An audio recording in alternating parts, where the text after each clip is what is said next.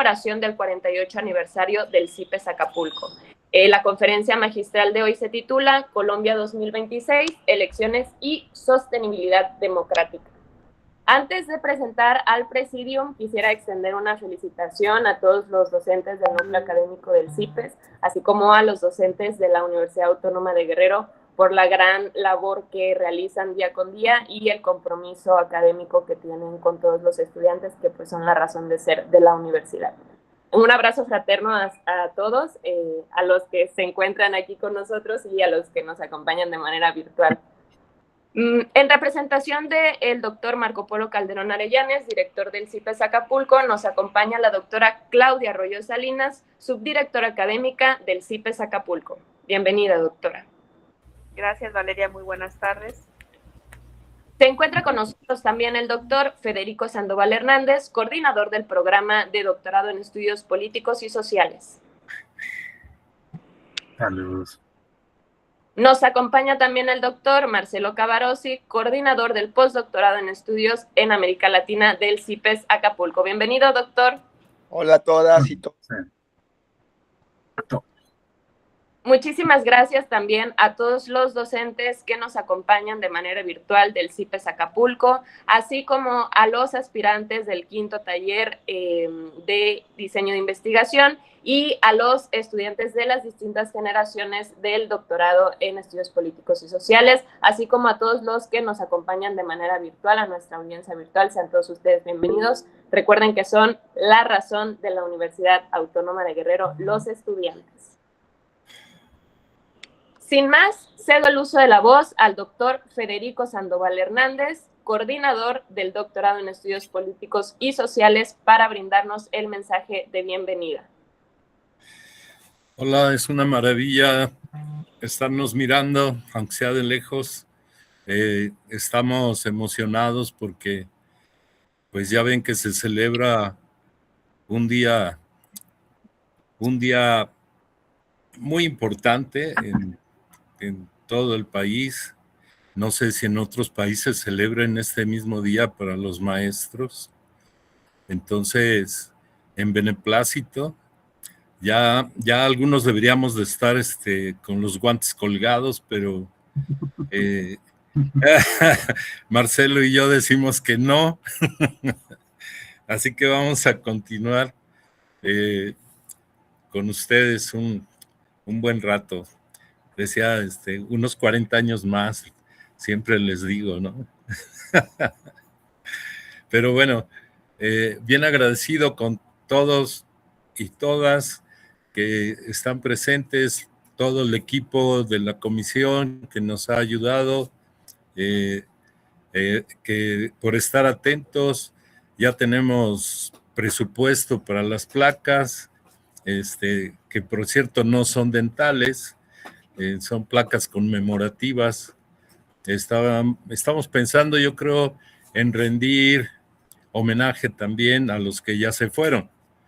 O sea, estamos pensando en Rafael Arestegui para el nombre de la escuela, la biblioteca para Salvador Martínez de la Roca y 3 aulas. Una aula para el doctor Max Arturo López Hernández, otra aula para Emilio de Ípola y otra aula para Portantiero.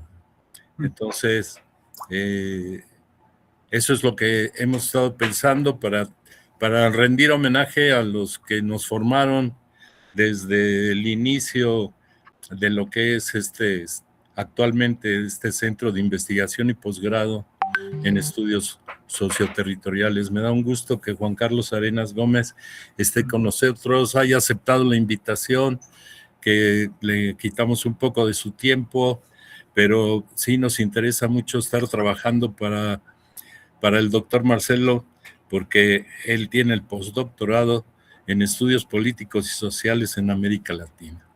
Así que nosotros, como buenos acompañantes de esa orquesta, estamos con este seminario internacional sobre problemas de América Latina contemporáneos en base a análisis críticos. Muchas gracias y comencemos con el proceso que va a estar muy interesante. Gracias. Muchas gracias, doctor Federico, por ese mensaje de bienvenida. Antes de introducir a la persona que va a presentar a nuestro ponente estrella el día de hoy, quiero recordarles favor de mantener sus micrófonos en silencio, sus cámaras encendidas por respeto al ponente y a la audiencia. Sin más, le damos la cordial bienvenida a la maestra Fabiola de la O, estudiante de la primera generación del doctorado en Estudios Políticos y Sociales, quien leerá la semblanza del doctor Juan Carlos Arenas Gómez, docente de la Universidad de Antioquia, Colombia, y quien será nuestro ponente del día de hoy. Adelante, maestra Fabiola, tiene el uso de la voz. Muchas gracias, Valeria. Buenas tardes a todos. Muy buenas tardes. ¿Y me escuchan bien? Sí, perfecto. Perfecto. Bueno, como ya habíamos dicho, la Universidad Autónoma de Guerrero, en el marco de las jornadas académicas en homenaje al doctor Rafael Arestegui Ruiz, de la conmemoración del 48º aniversario del CIPES y como parte del segundo seminario internacional Análisis Crítico sobre la Contemporaneidad de América Latina, es un honor presentar al doctor Juan Carlos Arenas Gómez, destacado politólogo y sociólogo colombiano, profesor titular de la Universidad de Antioquia, institución a la que ha estado vinculado académicamente desde 1994. Una de las instituciones universitarias más reconocidas de Colombia y América Latina. Juan Carlos Arenas Gómez es politólogo y sociólogo colombiano, profesor titular de la Universidad de Antioquia, con una trayectoria académica y docente vinculada a esa institución desde 1994. Su formación incluye la maestría en Ciencia Política y el pregrado en Sociología de la Universidad de Antioquia, con trabajos centrados en partidos políticos, procesos electorales y dinámica política local en Medellín y Colombia. Su trayectoria investigativa se ha concentrado en los estudios electorales, los partidos políticos, los sistemas de representación, la cultura política y el análisis de la democracia local y regional. En el CIPLAC se registran líneas y proyectos sobre sistemas políticos locales, comportamiento electoral, participación ciudadana, reforma político, uribismo en Antioquia y transformación del sistema de partidos, así como publicaciones en revistas especializadas y libros sobre elecciones, competencia política y reconfiguración del poder regional. En el campo docente y académico, ha orientado cursos de pregrado y posgrado en teoría política, introducción a la ciencia política, elecciones locales, seminarios de investigación y acción colectiva, además de dirigir trabajos de grado y participar como jurado y par evaluador. Su experiencia institucional en la Universidad de Antioquia incluye responsabilidades de dirección y coordinación académicas, entre ellas la dirección del Instituto de Estudios Políticos desde 2021 y la coordinación de programas de formación en distintos periodos. Actualmente coordina el proyecto de investigación del bipartidismo a la fragmentación, rastreando el cambio en el sistema de partidos de Colombia 1974-2024, financiado con fondos del CODI. Asimismo, participa como coinvestigador en el proyecto ¿Cómo y por qué vota la gente en Medellín? Un análisis de las elecciones locales. También está asociado al proyecto PAPIT, los cambios dentro de la democracia, retrocesos, resistencias y resiliencias, presentado por la doctora Flavia Freidenberg en la convocatoria 2026 del Programa de Apoyo a Proyectos de Investigación e Innovación Tecnológica de la UNAM, en el cual manifestó formalmente su interés y aceptación para participar en sus actividades académicas. Dentro de sus actividades recientes, además de los proyectos de investigación, participa en representación de la universidad en el proyecto ciudadano La Estrategia del Caracol, en alianza con organizaciones sociales de la ciudad de Medellín. En el marco de esta estrategia, desarrolla un análisis colaborativo de las propuestas de gobierno de diversas candidaturas presidenciales que compiten en las elecciones de Colombia del 2026. Su producción académica refleja un aporte sostenido al estudio de los partidos políticos colombianos, la competencia electoral en Medellín y Antioquia y los cambios normativos del sistema político, así como las relaciones entre democracia, representación y participación. Esta trayectoria lo ubica como un investigador con amplia experiencia en el análisis político-electoral y en la comprensión de las transformaciones institucionales y partidarias en Colombia. Sin más preámbulos, recibamos con un fuerte aplauso al doctor Juan Carlos Arenas Gómez.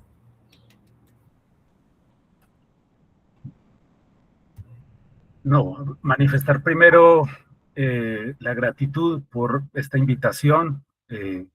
Me alegra mucho poder ver las caras conocidas, Marcelo, a Luz, a Israel, y conocer a nuevas personas en digamos, en este camino de ir haciendo también como una comunidad académica que intente pensar a América Latina desde las experiencias que efectivamente se van construyendo en cada uno de nuestros países. Yo creo que aprovechar la oportunidad también como de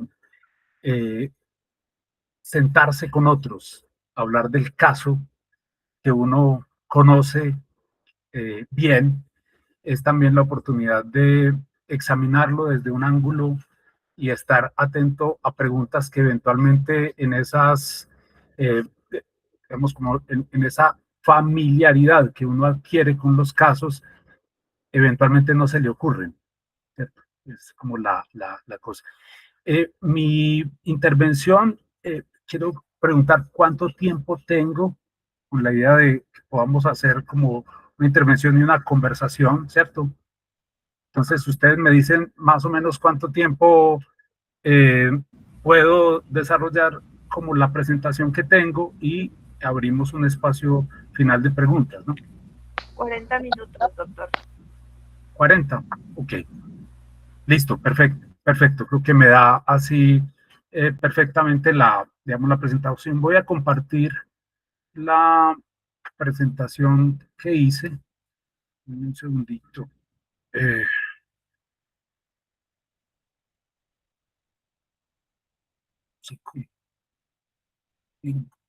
Ventana.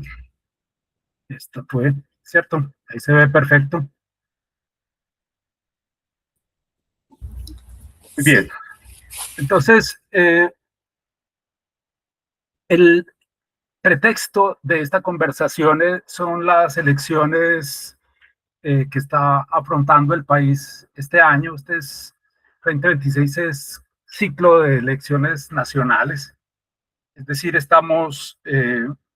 afrontamos en el mes de marzo la elección de Senado y Cámara, y ahora el 31 de mayo será la primera vuelta de la elección presidencial, y en caso de que no se resuelva en esa primera jornada por el sistema electoral tal como está diseñado, tendremos una segunda vuelta 15 días después, ¿cierto? Entonces este año, a más tardar mediados de junio, tendremos una decisión ya tomada por los ciudadanos a través de las elecciones acerca de quién va a dirigir la presidencia de la República en este país, ¿cierto? Yo en esto voy a, digamos, como la idea que tengo es hacer como una primera presentación de mapa muy general del sistema de partidos nuestro de 2010 a 2026. En un segundo momento voy a ocuparme de mostrar un mapa del campo programático y de lo que se ha venido discutiendo en digamos, en esta oportunidad. Y a partir de esa revisión de ese campo programático, voy a postular como unas ideas sobre las imágenes de país que se han empezado a proyectar en función como de esta lógica democrática y los rasgos estructurales de la competencia política que se está desarrollando este año en Colombia. Pero antes de pasar a esta idea de digamos, de discusión sobre nuestro sistema y esta ruta, yo quisiera advertir una cosa de contexto que me gustaría mucho que pudiéramos tener ahí en el horizonte para una discusión posterior, porque creo yo que incluso parte del sello que tiene la elección y la democracia colombiana está marcada por lo que voy a decir. Yo recuerdo mucho y me sirve tener esto de referente en la cabeza, la definición que ofrece Charles Tilly de democracia como un sistema de consulta protegida. Digamos, una definición muy simple que, como ustedes entienden, combina dos dimensiones. Una de las democracias están fundamentalmente instituidas en función de lograr amplios niveles de consulta, consulta tanto para elegir gobernantes como para elegir políticas, pero tienen una dimensión secundaria que es central en el avance de los procesos de democratización, que está asociada con el nivel de protección de esas consultas, tanto para que puedan valer y ser vinculantes, como para lograr que quienes se vinculan a ellas, quienes se arriesgan a moverse en el terreno de la consulta, ya sea como candidatos o como ciudadanos que votan por una u otra alternativa, no pierdan la vida en el intento.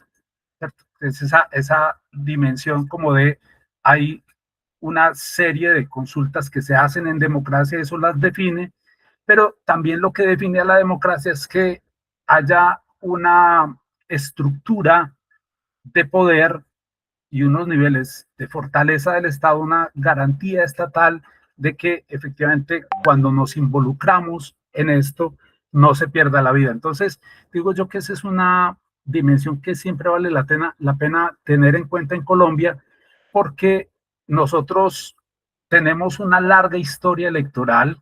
Es un país que ha tenido pocas y breves interrupciones en función como de la convocatoria a elecciones, pero esa convocatoria a elecciones permanente ha estado combinada con unos niveles de violencia también muy endémica, ¿cierto? Combinamos elecciones y guerras durante el siglo XIX de manera magistral. A veces a una guerra la seguían unas elecciones y a veces unos resultados electorales derivaban en guerras, ¿cierto?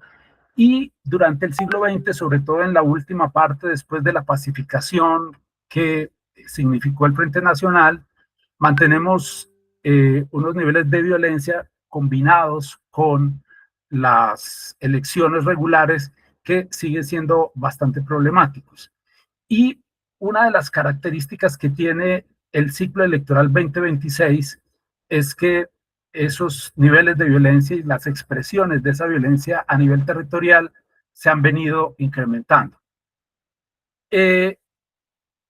Significando esto que materialmente las elecciones de este año son elecciones que afrontan un riesgo electoral mucho más alto que el que tuvieron las elecciones del 2022, las elecciones del 2018, por ejemplo.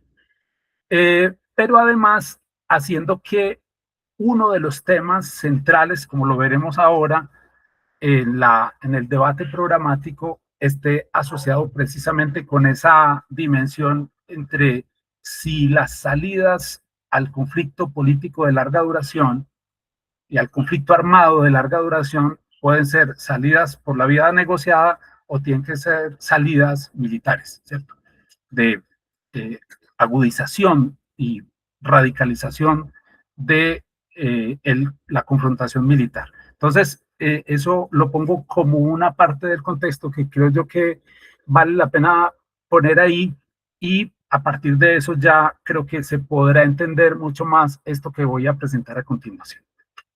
De las elecciones presidenciales que hemos tenido desde el 2010, nosotros en el mapa grande que hicimos sobre digamos, el sistema de partidos desde 1974, y esto lo cuento de manera muy rápida, tenemos como un primer periodo que va del 74 al 90, con un sistema bipartidista donde liberales y conservadores se repartían muy, digamos, se repartían el poder de manera más o menos controlada, es decir, no habían partidos que efectivamente pudieran hacerle competencia. Después de la Constitución del 91, eso continúa siendo cierto hasta el 2003 más o menos, pero con una erosión bastante fuerte y sistemática de los partidos liberal y conservador. Y después del 2003, el sistema bipartidista colombiano hace agua, se descongela, como si uno va a usar el término popularizado por Rocan, de congelamiento del sistema de partidos. Aquí sufrimos un descongelamiento, y es un descongelamiento que en todo caso digamos, produjo un sistema de partidos mucho más fragmentado y con actores políticos que ya no usaban la etiqueta tradicional del Partido Liberal y Conservador para competir necesariamente en elecciones presidenciales. De hecho, las elecciones presidenciales empiezan, digamos, la etiqueta que durante casi todo el siglo XX significó una necesidad, digamos, habría que ser liberal y conservador para poder postularse como candidato presidencial. Ya durante el siglo XXI esa etiqueta pasó a segundo plano, y en ocasiones y en circunstancias específicas podía constituirse en un lastre. Es decir, ser liberal y conservador en el siglo XXI ya no era la manera más eficaz de presentarse como una alternativa viable en las elecciones presidenciales. Las elecciones de 2010 son unas elecciones también que tienen una significación importante, y es que se sale como del periodo en el que el expresidente Álvaro Uribe controla y de alguna manera señala la ruta del sistema político colombiano. Eso fueron 8 años de gobierno, algunos lo llaman el Uribato, pero en todo caso era digamos, fue un periodo de gobierno en el que, además de haberse hecho una reforma constitucional para poder habilitar la reelección presidencial, suponía el 2010 que ese proyecto iba a continuar ya no en cabeza de Álvaro Uribe, sino que tenía un sucesor que era Juan Manuel Santos. Un sucesor que en esa oportunidad compitió en primera vuelta con todos estos candidatos, incluido el hoy presidente Petro, que quedó en una cuarta posición, y que tuvo una segunda vuelta en la que se enfrentó con Antanas Mockus, una alianza de centro izquierda que en todo caso tuvo un muy buen desempeño en segunda vuelta, y que de alguna manera mantenía en ese momento la idea de que íbamos a continuar, digamos que el sistema presidencial colombiano iba a continuar en la ruta de fortalecimiento del uribismo.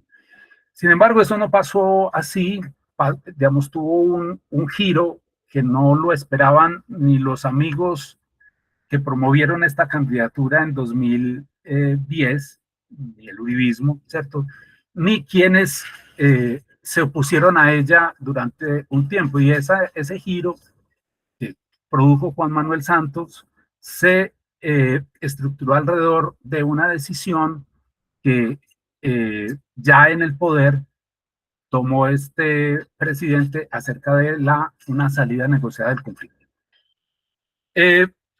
Las elecciones de 2014 son unas elecciones que tienen una novedad, y es que el partido que había apoyado al presidente Santos en la elección de 2010 y que recogía la fuerza del uribismo, en esta ocasión se divide. Entonces quedan los partidos, digamos, el partido de la U por un lado, y se crea un nuevo partido que es el que avala a Óscar Iván Zuluaga y que es el Centro Democrático, que fue un partido que surgió como una reacción a lo que el uribismo pintaba como una traición al programa político de Álvaro Uribe por parte de Juan Manuel Santos. O sea, hay una cosa que no, digamos, una cosa que en general no quieren los uribistas, incluso por encima de su enemigo confrontacional tradicional, que es la guerrilla, y la guerrilla de las FARC es a Juan Manuel Santos. Porque Juan Manuel Santos aparece para ellos como el traidor del programa político de Álvaro Uribe y de lo que se suponía debía ser la continuación de un proyecto político en el que la guía fundamental para salir de un conflicto de larga duración era la confrontación militar, ¿cierto? Entonces esa, digamos, es una línea que creo yo que es importante tener en cuenta ahí. En este caso, en la segunda vuelta, a pesar de que Juan Manuel Santos quedó atrás en primera vuelta, perdió con el candidato del Centro Democrático, en segunda vuelta ganó la elección con apoyo de la izquierda, un poco en función como de la activación del voto útil, en el sentido en que para la izquierda, que había tenido un desempeño, digamos, que podía ser, digamos, podía crear un balance distinto, en ese caso Clara López Obregón y otros candidatos pues que se juntaron en esa ala, terminó favoreciendo y haciendo posible que Juan Manuel Santos derrotara la opción del Centro Democrático, que habiéndose instituido en 2013, se presentó como una fuerza realmente muy poderosa a un año de haberse creado como organización política. En 2018,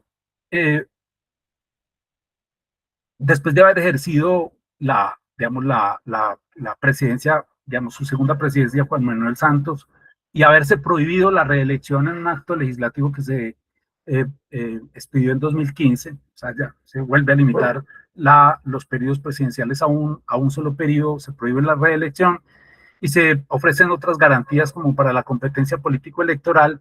Se presenta una alternativa, digamos, es la primera vez que Petro se presenta como candidato, y también lo hace Sergio Fajardo con una candidatura muy fuerte del Centro Democrático de nuevo, que había tenido un periodo de 4 años como la principal fuerza de oposición al gobierno de Juan Manuel Santos, fuerza de oposición a la derecha. Es decir, esta es una reconfiguración que es interesante porque siendo el presidente Santos un presidente que tradicionalmente habíamos ubicado en el centro derecha, lo que surge en esa configuración 2014-2018 es que hay una derecha política que se vuelve fuerte y competitiva y que ejerce una, función de control político desde el Congreso, que los posiciona relativamente bien y que creo que en parte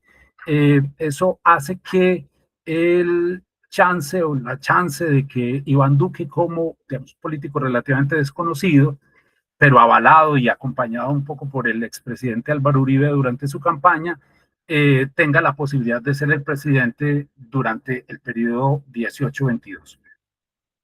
Y ya este es el resultado de las elecciones presidenciales pasadas, en las que Gustavo Petro adquiere más fuerza, digamos, hay en el interregno entre las elecciones del 2018 y las de 2022, lo que ocurre es que la fuerza política de la izquierda va adquiriendo una entidad organizativa mucho más fuerte, es decir, va concentrando mayores fuerzas, va identificando la posibilidad de que lo que son partidos fragmentados, divididos y separados empiecen a funcionar como una coalición más o menos ordenada y coherente, y de alguna manera es eso lo que hace la diferencia en la aspiración de Gustavo Petro en 2018 y en 2022, que en 2018 se presenta con un movimiento propio que se llamaba la Colombia Humana, y apoyado, o sea, con declaraciones de apoyo político desde el Polo Democrático, que es otra fuerza de izquierda, desde algunos sectores del Partido Verde, etcétera, etcétera, pero en 2022 eso ya constituye una coalición que empieza a trabajar desde la primera vuelta en función de la candidatura de Gustavo Petro. Esto es como el mapa que antecede o que cuenta un poco la historia de las elecciones presidenciales, desde el 10 hasta el 22 y ya estaremos pues en función de lo que vaya a ocurrir en las elecciones del 31 de mayo. Y de manera muy rápida también, un poco el mapa político de la configuración del sistema de partidos en el Congreso. Ustedes ven que, digamos, el retrato que hay a partir de las elecciones de 2010 a 2022 es que hay efectivamente un momento en el que la fragmentación y el número efectivo de partidos se eleva bastante arriba en elecciones presidenciales y también en elecciones parlamentarias, y que luego eso va reduciéndose. Este mapa retrata un poco lo que fue la competencia presidencial. Digamos, en el 2022, si se mide por fuerza política de las candidaturas que se presentaron, realmente tenemos la competencia entre tres grandes bloques, ¿cierto? Que es un antecedente interesante que hay que tomar en cuenta porque creo yo que en cierto sentido es una ruta que va a marcar lo que puede ocurrir el 31 de mayo, ¿cierto? Y tendremos que ver exactamente si digamos, esa curva que estamos presenciando acá el 31 de mayo puede reducir, digamos, puede incluso bajarse un poco más, en el sentido en que adquieran mayor fuerza las organizaciones políticas que están hoy por hoy representando las fuerzas políticas del centro, perdón, de la derecha, y las fuerzas políticas de la izquierda como los grandes movilizadores electorales del país. Y luego está esta otra que está más asociada con los indicadores en relación con el Senado y la Cámara, ¿cierto? La Cámara de Representantes, en los que también hay para el 2026 un cambio que fue importante, significativo. Fíjense que en términos de número efectivo de partidos para el 2010, alcanzamos, el sistema de partidos colombianos tiene un nivel de fragmentación alto, si uno se atiene pues a las clasificaciones de Sartori, ¿no? Pero el resultado de las elecciones de marzo pasado supuso un proceso de organización de dos fuerzas políticas que, por un lado, tomaron la decisión de presentar listas en todo el país, digamos, listas tanto para Senado como Cámara en todo el país, y de hacerlo en la mayoría de esas circunscripciones como listas cerradas. Nosotros aquí tenemos la oportunidad de tener, digamos, los partidos tienen la ocasión de decidir si su lista, si la lista que postulan a Senado o Cámara es abierta o desbloqueada más bien, o si es cerrada. El caso de los partidos que tuvieron mejor desempeño electoral en esta ocasión son casos de partidos que decidieron cerrar sus listas. Y decidieron cerrar sus listas y tuvieron ambos, el pacto histórico fue la organización política que acompaña al presidente y su coalición de gobierno, ¿cierto? Y obtuvo una votación en Senado y Cámara más o menos parecida, ¿cierto?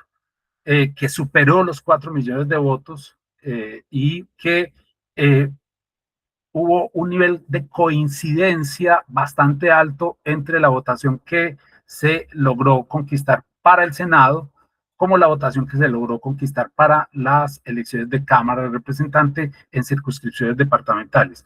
Y una cosa más o menos parecida ocurrió con el Centro Democrático, que obtuvo menos votos que el pacto histórico, pero obtuvo más votos que en el 2018 y en todo caso logró mayor nivel de representación tanto en Senado como en Cámara en 2018. Entonces hay un proceso de reconfiguración de Senado y Cámara donde las dos principales fuerzas políticas del país adquieren un nivel de preponderancia muy grande en términos del número de curules que logran conquistar, a pesar de que, sin embargo, y con, digamos, dicho esto, digamos, el esfuerzo de esa concentración de poder político en estas dos organizaciones, no se logra tener una configuración de Senado y Cámara donde haya un partido que tenga la mayoría absoluta.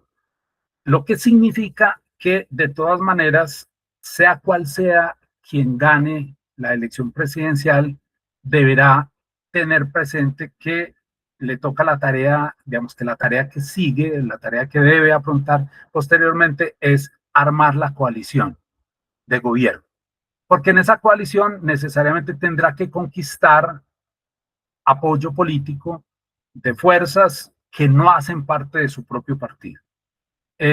Y esa es una tarea que, en todo caso, si se tiene en cuenta la orientación político-ideológica de las fuerzas que conformaron Senado y Cámara, le va a quedar más fácil a una candidatura de derecha que a una candidatura de izquierda.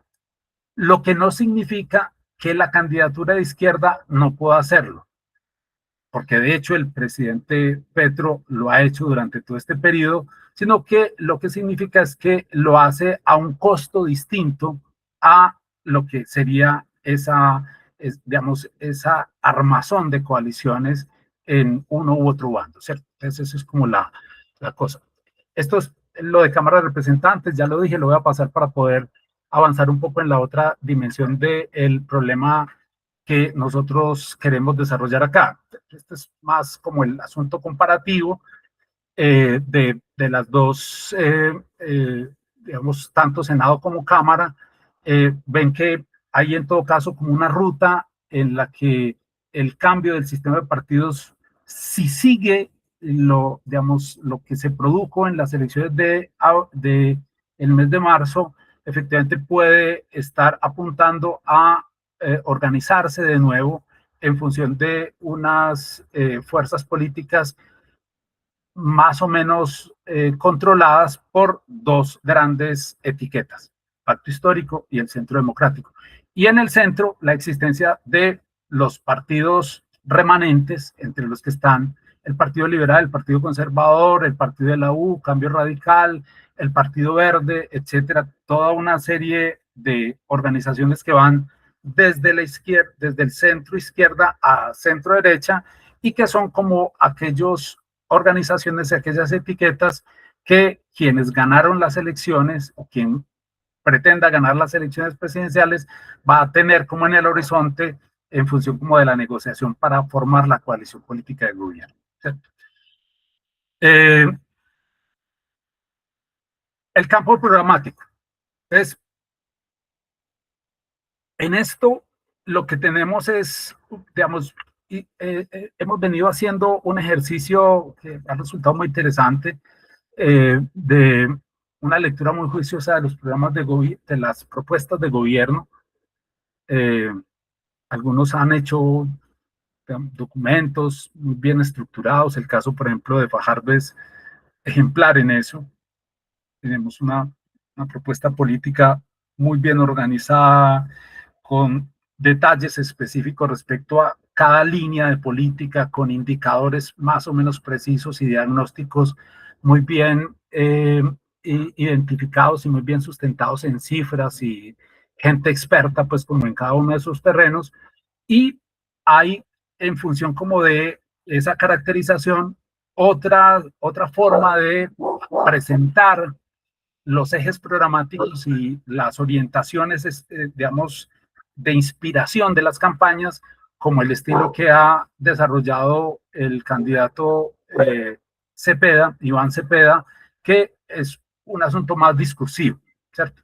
Él no ha presentado un programa estructurado tal como se esperaría que fuera en función de indicadores y cosas de ese tipo, sino que lo que ha venido organizando es sus discursos, y en los discursos presentando las líneas programáticas y las expectativas que tendría en función del el liderazgo gubernamental que se espera de él.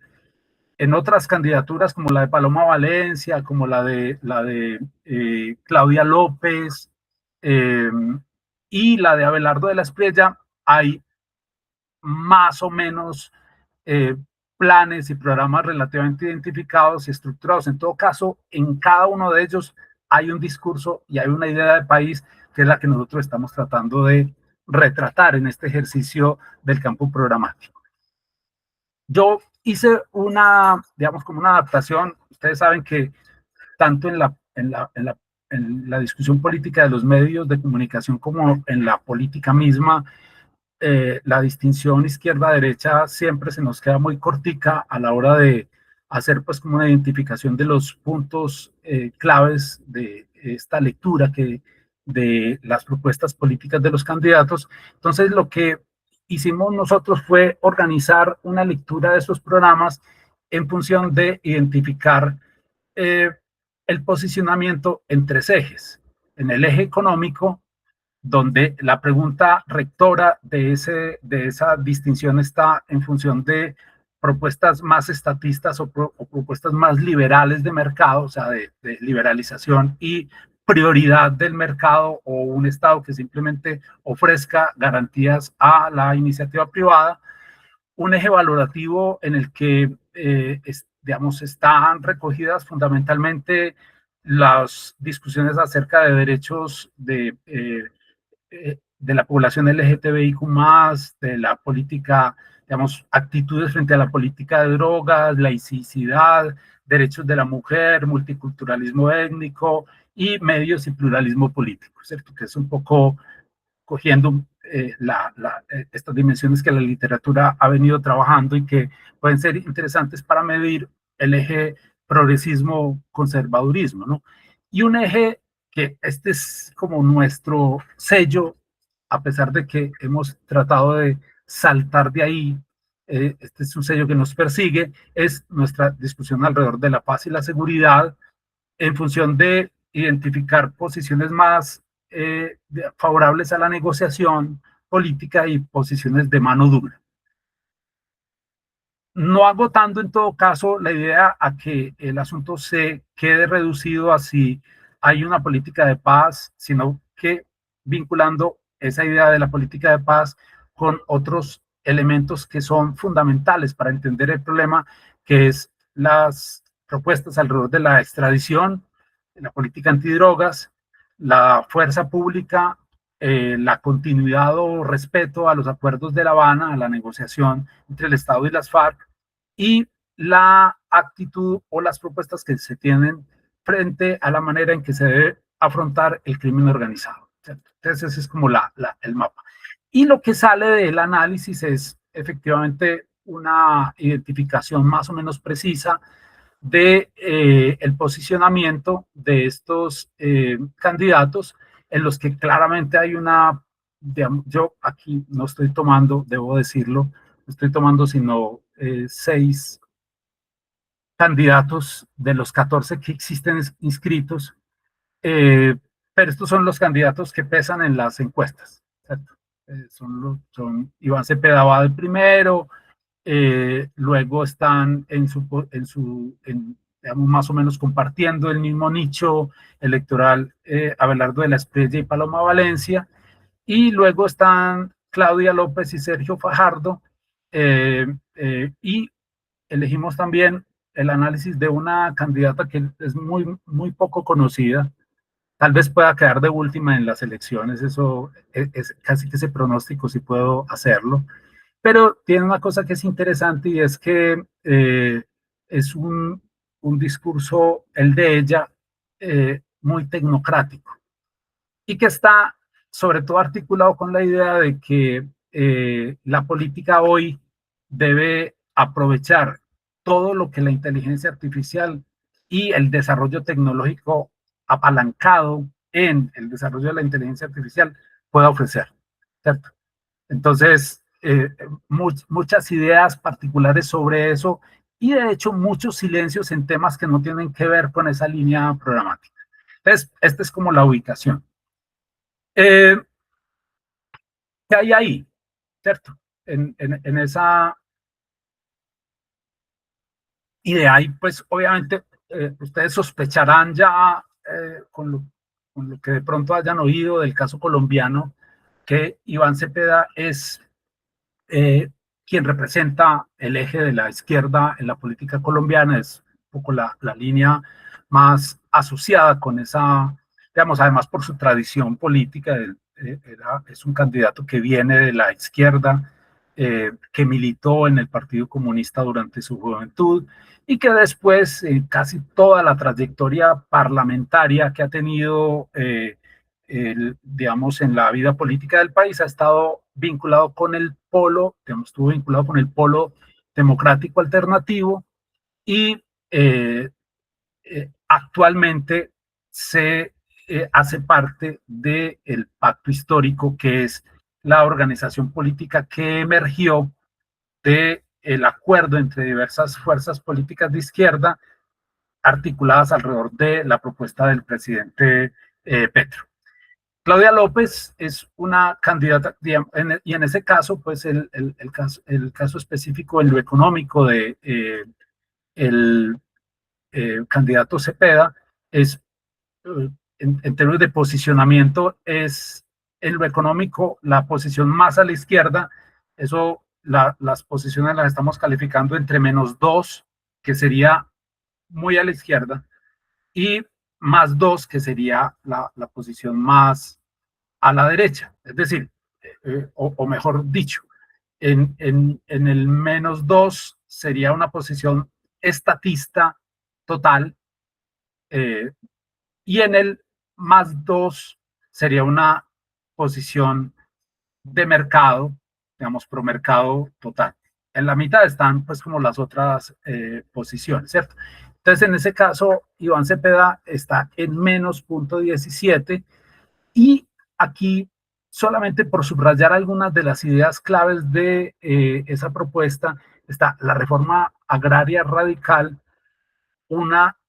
digamos, un diseño de la estructura fiscal del país y de tributación que sea progresiva, y una idea de que el Estado debe cumplir funciones claves, sobre todo en términos de solucionar dos lastres históricos que tienen que ver con, no hemos logrado reducir sustancialmente el Gini nuestro. El Gini nuestro sigue siendo un Gini bastante, digamos, que muestra una economía que a veces tiene cierto dinamismo, pero con unas desigualdades brutales entre los sectores de la población. Pero además un Gini territorial, ¿no?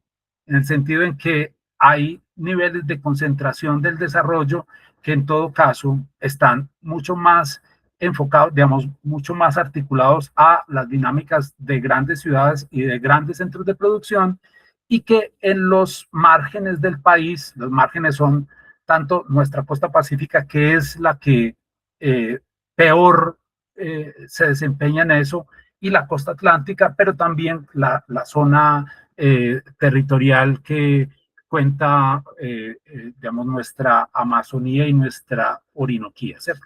Ese es un poco el mapa de esa posición, y ahí un punto clave en esa dimensión, y que creo yo que hace que el proyecto tenga lógica de continuidad con el ejercicio del gobierno Petro, pero que además haya radicalizado un poco su postura, que es el tema de una reforma agraria que efectivamente, además de titular tierras a campesinos, tenga la posibilidad de efectiva de hacer que esa titularidad de tierras esté acompañada de asistencia técnica, aseguramiento de compra de cosechas, etcétera, etcétera. Es como la posición.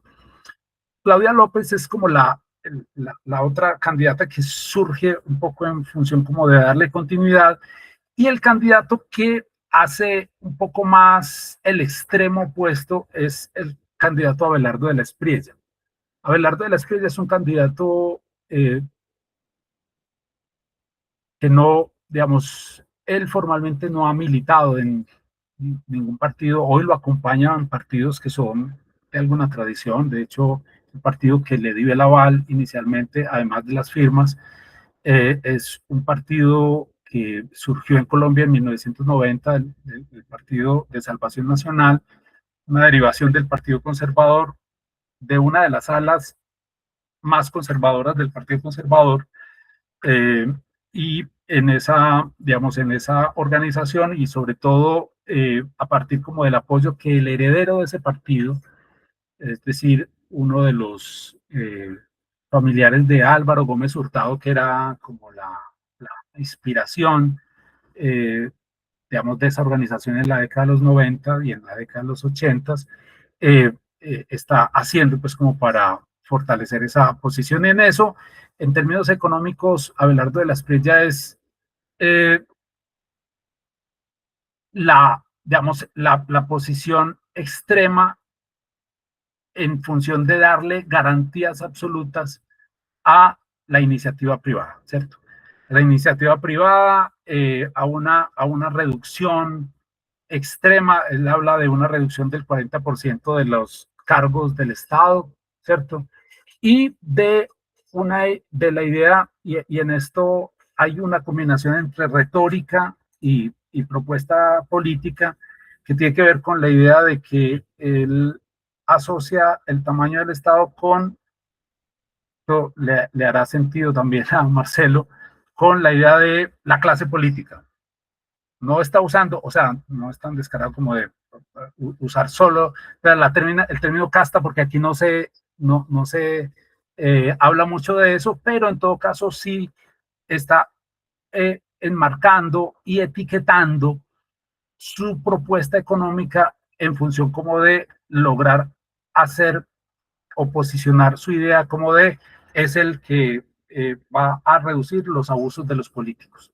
Entonces es una posición, digamos, en términos económicos digamos, es la que está más en la derecha, pero además que está combinada con esa idea de que es quien ejerce su postura en contra de los políticos tradicionales que han vivido de los recursos que el Estado les provee, ¿cierto? Digamos, ellos dicen la palabra de Abelardo, esto a veces sonaría como una grosería, en este caso es descriptivo, es los que han vivido de la teta del Estado, ¿cierto? Y eso es una expresión que encuentra bastante común, digamos, y conecta bastante comúnmente con la gente, ¿cierto? Y hay también una línea, digamos, la línea que sigue un poco en ese liberalismo económico, está asociada con la candidatura de Paloma Valencia, que es la candidata oficial del Centro Democrático, y que tiene pues como la idea de que obviamente menos Estado, y un Estado que en todo caso, como veremos más adelante, sea más pequeño y más fuerte militarmente. Digamos, esa combinación va a ser interesante que la miremos ahora. En términos valorativos, la posición, o sea, el orden se mantiene más o menos igual, ¿cierto? El más conservador de esa postura es de la Espriella, ¿cierto? En el sentido en que su alianza fundamental está con las iglesias y sobre todo con las iglesias cristianas, y en función no de lo que él cree realmente, pues porque la trayectoria de vida de este personaje ha mostrado otras cosas, pero en lo que ha venido y ha logrado posicionar en medio de sus electores es un hombre de familia, de valores cristianos y de contención de las ideologías que llama extremas y que son las que normalmente la derecha ha venido etiquetando como ideologías de género, ¿cierto? Y aquí también, obviamente, en la posición desde la izquierda hacia la derecha estaría Iván Cepeda en una idea, digamos, muy asociada con el multiculturalismo. De hecho, la elección de su candidata, de su fórmula vicepresidencial, apuesta a eso, a la idea de de oportunidades también a organizaciones, a liderazgos y a voces multiétnicas, ¿cierto? Que le den la oportunidad también a quienes han compuesto la historia de este país, pero que no han tenido la oportunidad de gobernar. Y la posición en el centro siempre, digamos, en ese punto de Claudia López y Sergio Fajardo, en una especie como de postura hacia la izquierda, ¿cierto? Cultural. Digamos, este es como, en eso, Sergio Fajardo, Claudia López, que en otros puntos están más en el centro derecha, en este caso son más de centro izquierda, ¿cierto? Es una posición que viene siendo interesante por la combinación de factores que hay ahí y que creo yo que tenemos que tener en cuenta a la hora de hacer la conversación. Y en el eje de paz, que sería como la otra lógica en la que estamos concentrados para el ejercicio, en esto, pues el contexto que es importante dar es la pregunta y la discusión que se ha impuesto en el discurso de campaña es si se puede continuar con la paz total, ¿cierto? Digamos, lo que marca la discusión es también una decisión del gobierno Petro de abrir mesas de negociación, no solamente con organizaciones que se hubiesen plantado frente al Estado desde una posición política, ¿cierto? Como pueden ser las disidencias de las FARC, como pueden ser el ELN, ¿cierto? Esas dos fuerzas tradicionales que han combinado postura política y presencia militar, sino también con la idea de que esos esfuerzos de pacificación del país y de negociación tenían que incluir a organizaciones, digamos, importantes con peso militar, en la idea de hacer la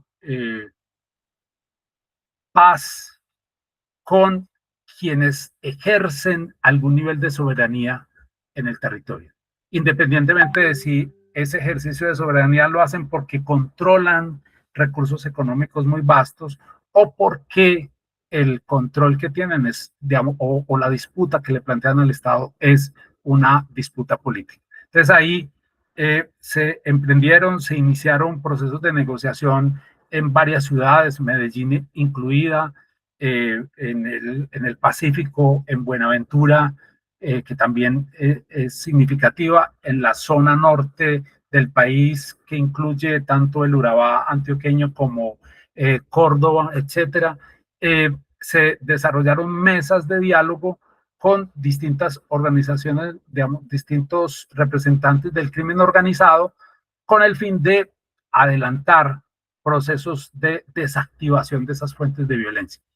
Lo que pasa es que eso ha tenido efectivamente en el desarrollo de ese diálogo y de esos procesos de acuerdo político con estas distintas organizaciones, ha tenido como paralelo el que muchos de esos territorios donde se están desarrollando esos diálogos han visto desmejorar ostensiblemente los indicadores de violencia y los indicadores de convivencia en esos territorios. Y han visto fortalecerse claramente esas organizaciones como interlocutores que hoy cuentan con mayor fuerza, con mayor, digamos, pie de fuerza, digámoslo así, o sea, mayores hombres y mujeres involucradas y armados en el territorio, y también con mayor posibilidad de ejercer control y soberanía en los territorios, en los recursos que se manejan en esos territorios y en las poblaciones, ¿cierto? O sea, ejercer soberanía en el sentido de determinan horarios, movilidades, digamos, circulación de mercancías, etcétera, etcétera, y eso se ha convertido en un problema muy grave. Y es también como parte de la discusión que muchos de los candidatos han venido proponiendo y discutiendo como en el horizonte de esta campaña.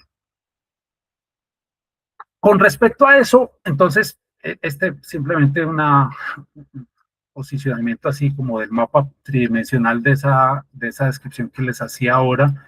Hay un candidato claramente en la, digamos, en la izquierda, candidato claramente en la derecha, también en posiciones más conservadoras. De Cepeda es izquierda progresista, de la Espriella es una derecha mucho más conservadora que Paloma Valencia. Paloma Valencia a veces asume posiciones un poco más radicales en función del mercado, y el centro político, al menos con los candidatos que analizamos, está compuesto por Claudia López, Sergio Fajardo, McCollins y casi todos los otros, o sea, los otros candidatos que no analicé están ubicados más o menos entre el lugar que están ocupando Paloma Valencia y de la Espriella y el lugar que están ocupando Sergio Fajardo y Claudia López. En la izquierda no hay alternativas compitiendo. O sea, y eso creo que es un indicador importante acerca de por qué se puede concentrar efectivamente el apoyo político en un solo candidato. Y que eso no ocurra, digamos, no ocurra de la misma manera ni en la izquierda, ni en el centro, perdón, ni en la derecha.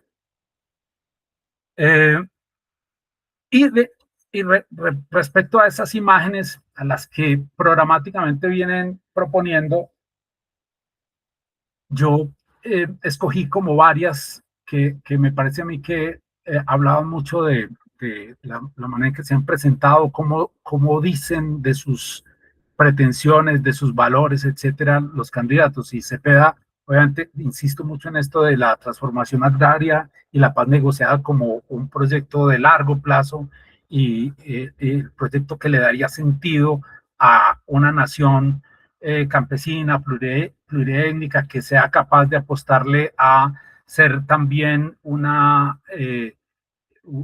país que proteja sus recursos naturales, y etcétera, etcétera.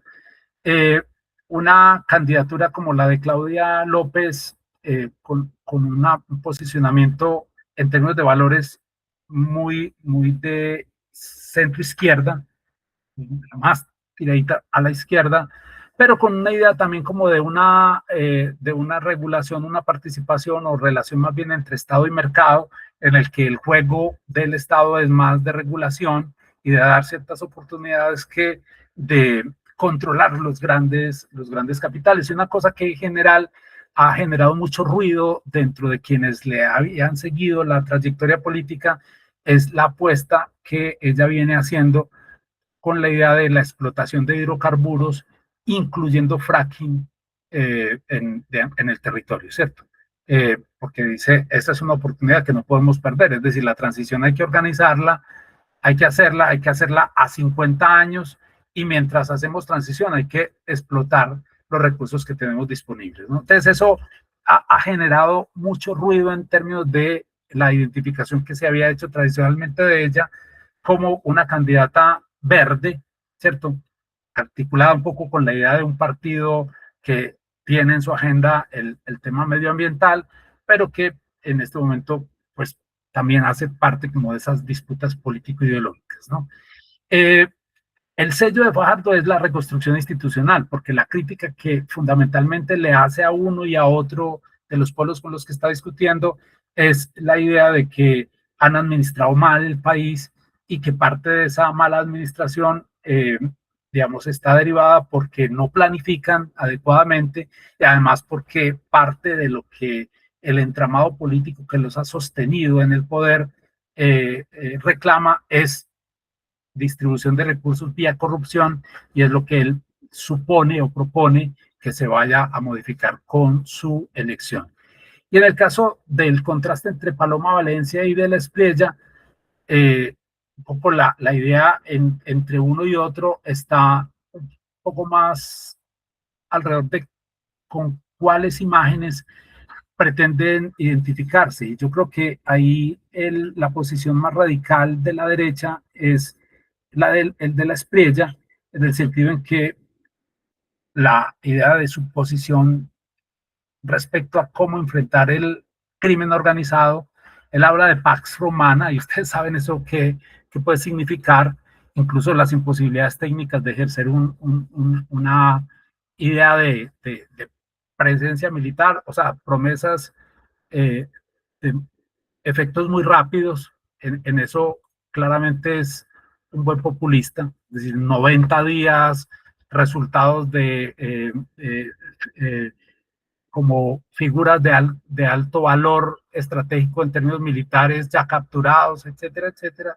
Y Paloma Valencia en función como de volver a diseñar una política de seguridad democrática, digamos, una política de seguridad democrática 2.0, combinada un poco con un plan Colombia, ¿cierto? En función de la de Estados Unidos, y por lo tanto una idea de que las discusiones acerca de cómo hemos venido enfrentando el tema de la guerra antidrogas no, digamos, no se redefiniría, o sea, seguiríamos un poco en la lógica de mantener el discurso gringo de guerra antidrogas, además combinado hoy claramente con guerra contra el terrorismo, ¿cierto?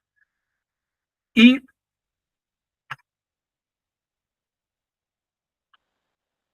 ya para terminar, estas,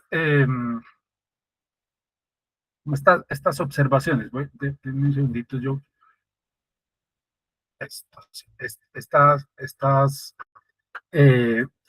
digamos, como estas ideas sobre esos rasgos que estructuran el campo político colombiano y la manera en que los candidatos vienen hablándole a la ciudadanía, ¿no? Entonces, hay claramente una polarización asimétrica entre los ejes. El eje de paz y seguridad es el que más polarización está produciendo. Es decir, ahí hay posiciones más o menos radicalizadas y en las que efectivamente quien, digamos, hay la postura de defensa de la paz total y de la trayectoria que el gobierno viene desarrollando para afrontar este problema, y todos los otros están en la posición de cero paz total y radicalizan su propuesta, digamos, o más bien el condimento con el que radicalizan su propuesta es qué tanta fuerza militar le van a meter al, digamos, al componente del conflicto colombiano, ¿cierto? Y entonces en eso va el rango de Claudia López hasta Belardo, ¿cierto? Que sería el que sella esta postura más militarista, pero incluida pues también Paloma Valencia, que dice que el sistema político colombiano hay que aumentar el pie de fuerza, tanto, digamos, un 30% en el ejército y un 30% en la policía, suponiendo que parte de lo que se está invirtiendo en otros campos hay que invertirlo en fuerza militar y en presencia militar en el territorio. Y digamos, el segundo, la disociación ideológica del centro. El centro es, yo creo que en eso es centro cultural, digamos, centro izquierda cultural y cada vez más centro derecha en términos económicos. Y en eso la composición, por ejemplo, de los equipos que acompañan tanto a Claudia López como a Sergio Fajardo, son algunos de ellos, los equipos, digamos, de los personajes que están ahí, son técnicos que han sido o ministros o, digamos, representantes en el Banco de la República, es decir, son parte como de la tecnocracia económica, pues digamos, más de ese pensamiento más de centro derecha en términos de manejo de la economía, que en este caso está acompañando un poco una propuesta que podría ser de centro, pero que mirado en lo económico sigue, tiene un sello de derecha mucho más significativo. Hay una cantidad también como de cosas que uno ve en los programas, que aquí los llama silencio programático, y es gente que, digamos, dentro de los candidatos, que no se pronuncia sobre temas claves, derechos, garantías, derechos indígenas, población LGTBIQ+, etcétera. Y eso a veces no se hace, digamos, porque la apuesta es, esto es lo que tenemos y lo que vamos a gobernar no tiene que entrar en ese tipo de disputas. Es decir, eso es, en muchos casos es vida privada y lo que nosotros tenemos que hacer es afrontar otra serie de problemas más de tipo administrativo, o sea, gobernar lo que ya existe, ¿cierto? Y hay una ausencia de combinaciones populistas clásicas, aunque se puede encontrar efectivamente rasgos populistas, sobre todo en De la Espriella. El rasgo populista de la Espriella está asociado con la idea de la patria y la idea de que hay enemigos de la patria que hay que eliminar, ¿cierto? Y sobre todo con la idea de que hay soluciones que se pueden proponer y ejecutar de manera muy eficaz, que lo que falta es un contacto directo entre el líder, que es él, ¿cierto? Así a lo Bukele, de hecho se corta la barba muy parecido a Bukele y se puso más pelito del que tenía acá en la frente, para parecer a Bukele, y con la idea pues como de que ese contacto directo entre el líder y la población sin intermediarios políticos es lo que va a lograr mayores eficacias. Y en algunos casos, pues la política de, digamos, Iván Cepeda no es, digamos, no, claramente no tiene unas ideas populistas, ¿cierto?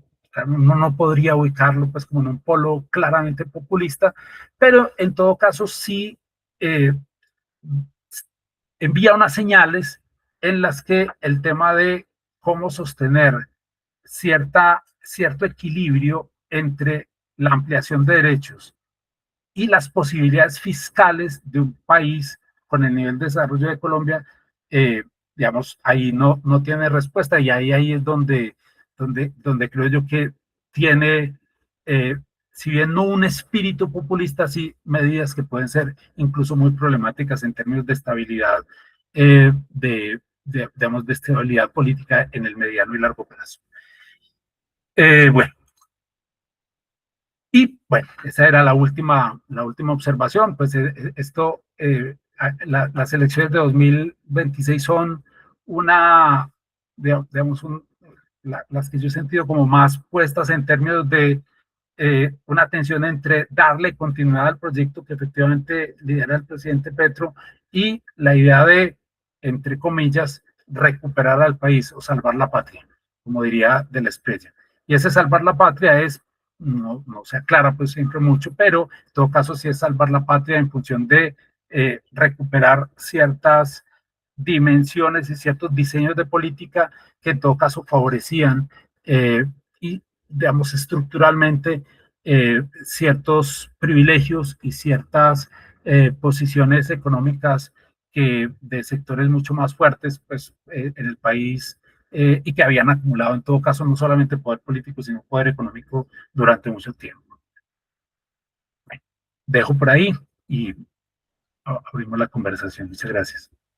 Muchísimas gracias, doctor Juan Carlos, por esta participación ante ponencia.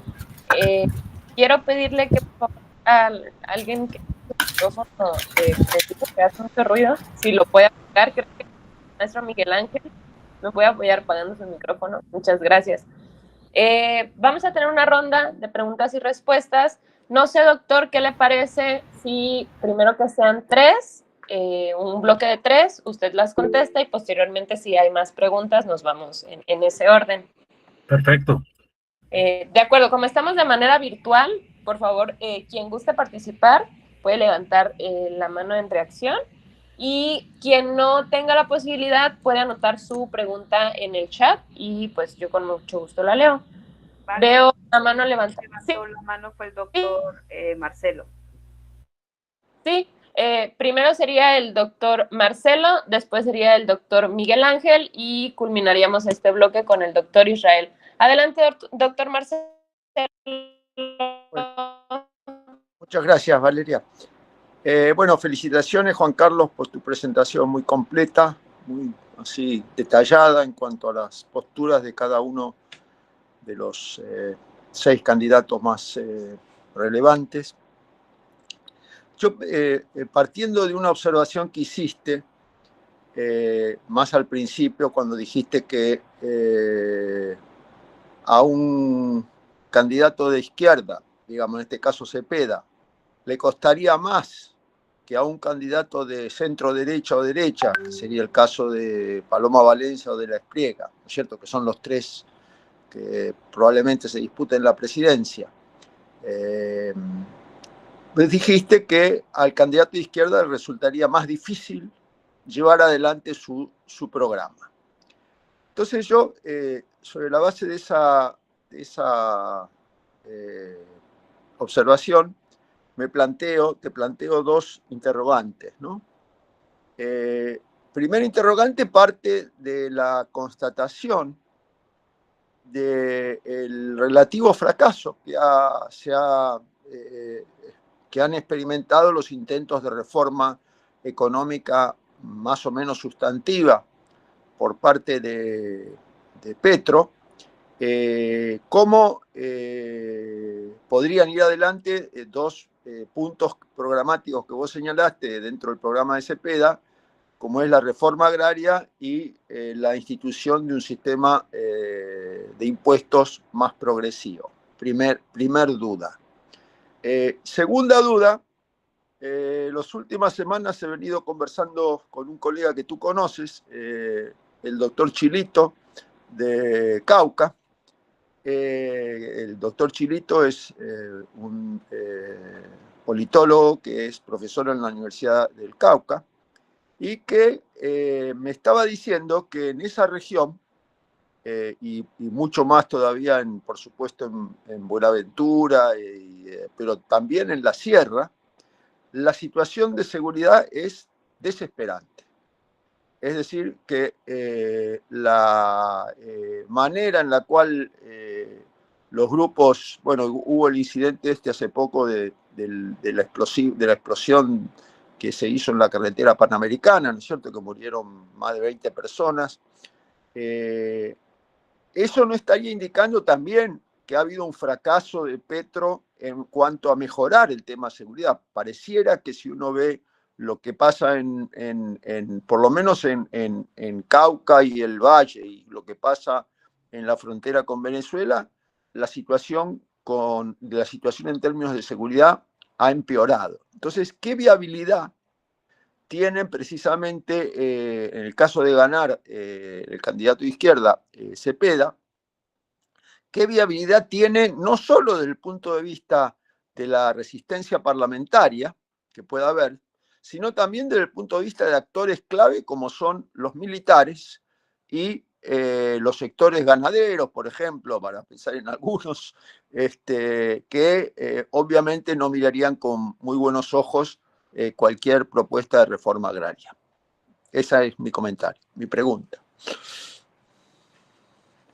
Gracias, doctor Marcelo. Adelante, maestro Miguel Ángel. Sí, muchas gracias por la radiografía de Colombia.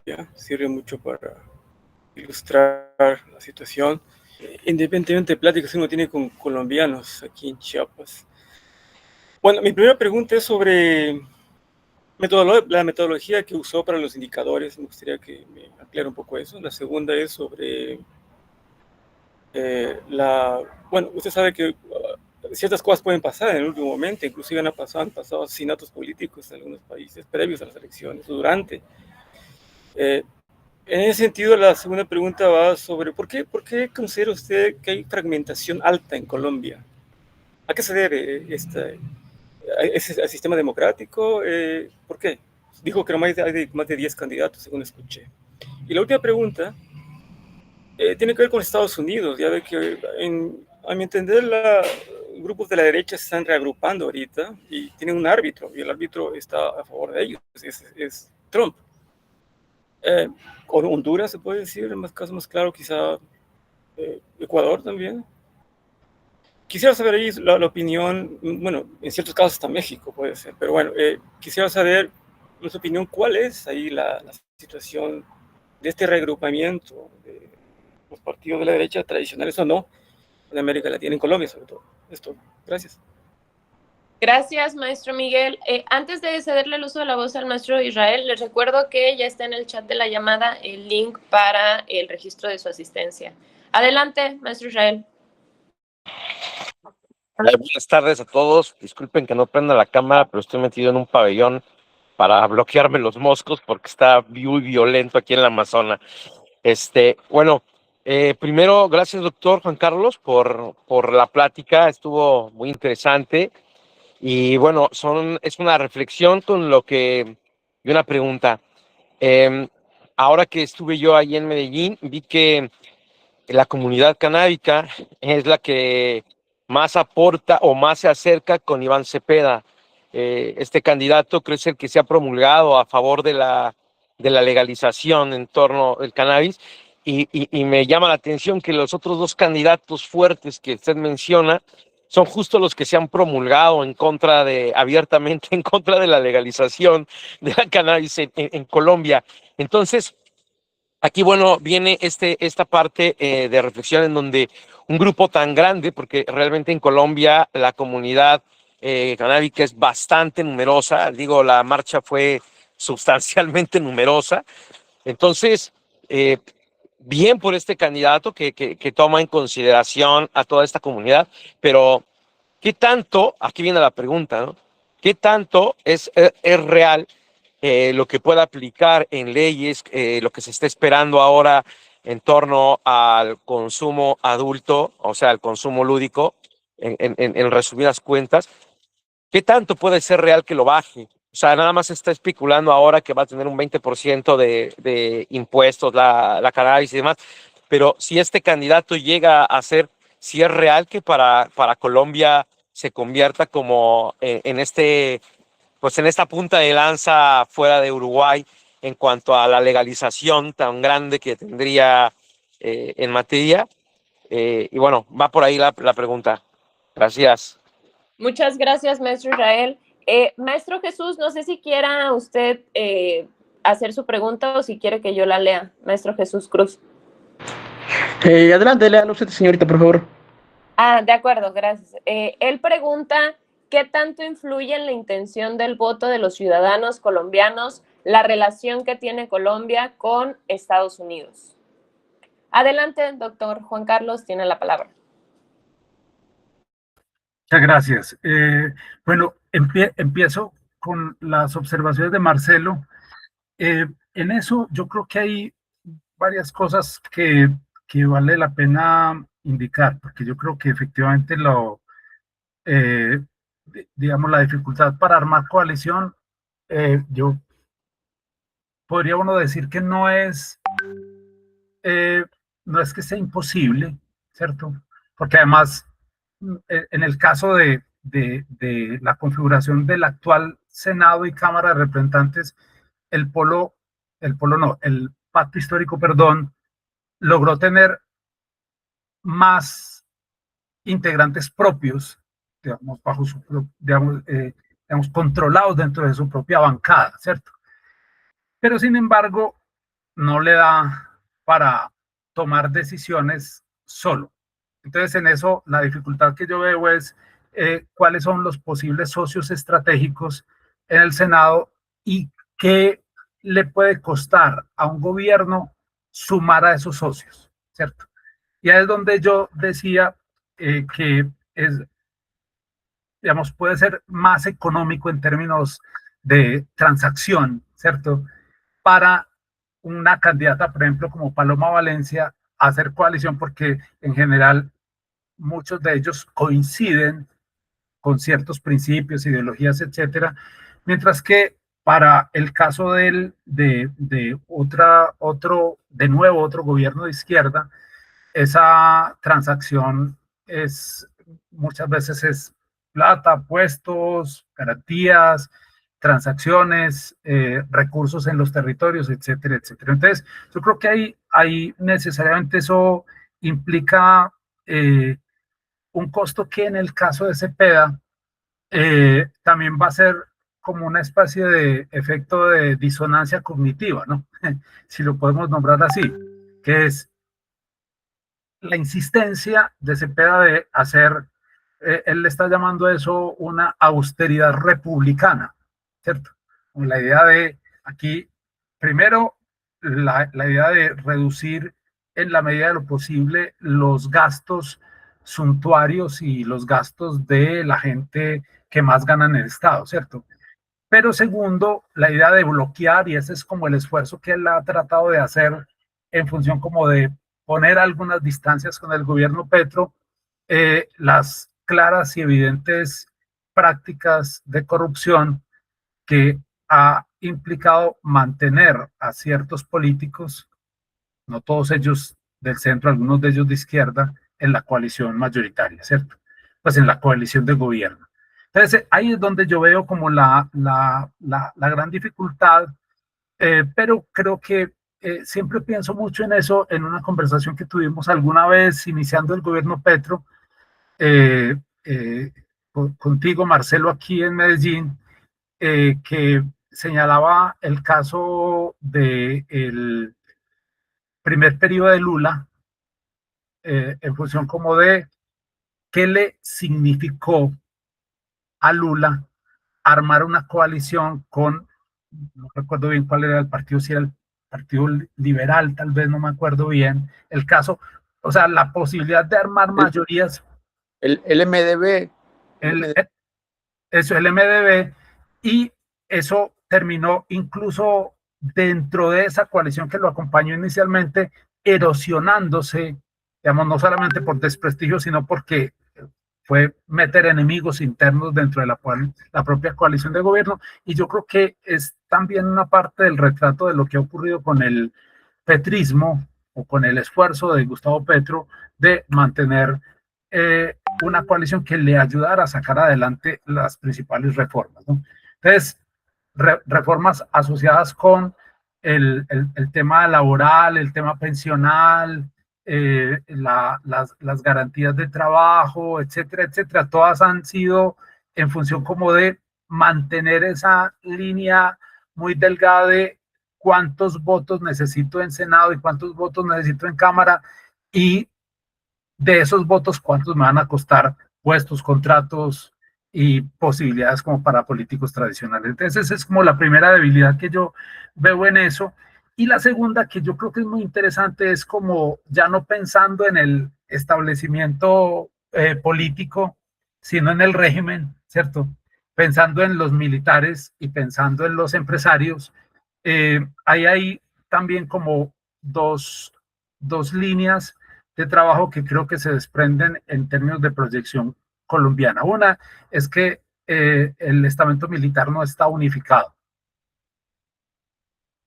Y esa no unificación señala como una especie de fractura. Una primera fractura es el ruido que hacen los militares retirados, que son los que tienen una posición más conservadora, más reaccionaria respecto a muchas de las iniciativas del acuerdo de paz y a muchas de las iniciativas de los procesos de negociación del territorio. Y hay otro sector, digamos, ya hay un sector dentro de los militares que en todo caso, uno asumió prácticas y incorporó mandatos al interior de las fuerzas en el que el principio de respeto de los derechos humanos empezó a ser seriamente considerado. Entonces, de hecho, parte de las prácticas, por ejemplo, de afrontar los conflictos generados en el territorio por marchas, reclamos, etcétera, claro, aquí claramente se veía una forma distinta de hacerlo a como lo hacían los gobiernos anteriores, ¿no? Entonces, esa idea de no llegar disparando y después preguntando qué era lo que reclamaban, sino intentar como una cosa un poco más, digamos, primero la negociación, el diálogo, etcétera, etcétera, y después, en caso de que las cosas terminaran muy violentas, la contención, ¿cierto? Y contención que no siempre fue militar, a veces fue policial, ¿cierto? Fue a través de digamos, estas fuerzas policiales que están orientadas pues a contener las marchas, ¿cierto? Eso también se desmadra muchas veces, pero ha sido en todo caso menos violento que en los periodos anteriores. Entonces ahí hay también como una posición de los militares que, digamos, que tiene un cambio también como en su libreto, y también un cambio en las políticas que el propio gobierno de Petro ha implementado en función de ofrecerle mayores garantías a los propios militares. Sueldo, por ejemplo, digamos, mejorar los sueldos y la seguridad social de los militares profesionales, y ofrecerle un pago que antes no se daba a quienes están vinculados, digamos, quienes son reclutados por la fuerza pública en los periodos de, digamos, este reclutamiento obligatorio, ¿no? Pues el servicio militar obligatorio, que en todo caso, en esta ocasión, y a partir pues como de una iniciativa de este gobierno, está compensado con un salario para las personas que se vinculan a las fuerzas militares. Entonces eso también creo que no pone a los militares a reaccionar solo frente al discurso de los retirados, sino que hay cosas que, pero yo creo que eso también igual hay que complementarlo con el diagnóstico que hay sobre el recrudecimiento de las violencias en el territorio, que es evidente, digamos, ahí no hay posibilidad de decir que eso no está pasando, que eso se lo está inventando la derecha, porque efectivamente eso está pasando. Y está pasando con, digamos, complicado, o sea, de hecho es lo que hace más complicado el asunto, está pasando en los territorios en los que se supondría que el pacto histórico y la fuerza política del presidente tendría más o menos garantizado su fuerza política. Es decir, digamos, esto se agudizó en el Pacífico, se ha agudizado en unos sectores del Urabá antioqueño, Córdoba, algunas partes de Córdoba, algunas partes de la costa, en el Catatumbo, ¿cierto?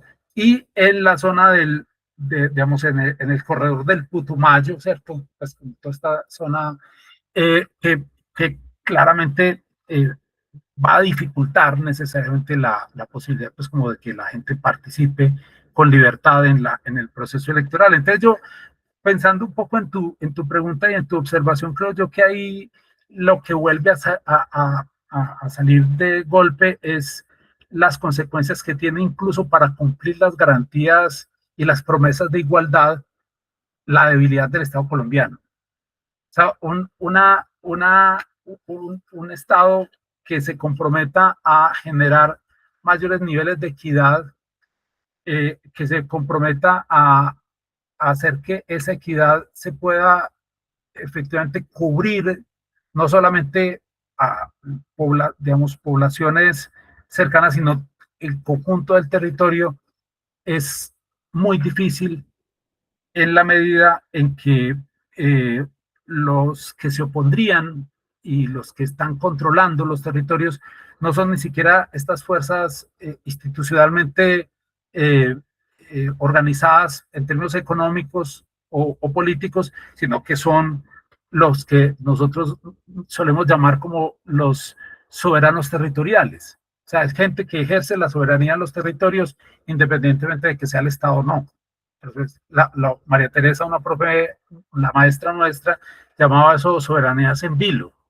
Era el Estado lo que está permanentemente es con disputas en muchas partes del territorio del ejercicio real de la soberanía, porque las diferencias alrededor de problemas entre vecinos, de consumo, bulla, etcétera, etcétera, terminan resolviendo el jefe de la banda que tiene presencia en el territorio. Entonces eso, y eso hoy está, digamos, el país está tachonado de organizaciones de esa naturaleza. Entonces yo creo que ahí es donde, o sea, más que la oposición de los grandes terratenientes y ganaderos, más que la oposición efectiva que pueda ejercer las fuerzas, digamos, los sectores militares, creo que lo que reta las posibilidades reales en el territorio de hacer que esto efectivamente exista y se convierta en una política pública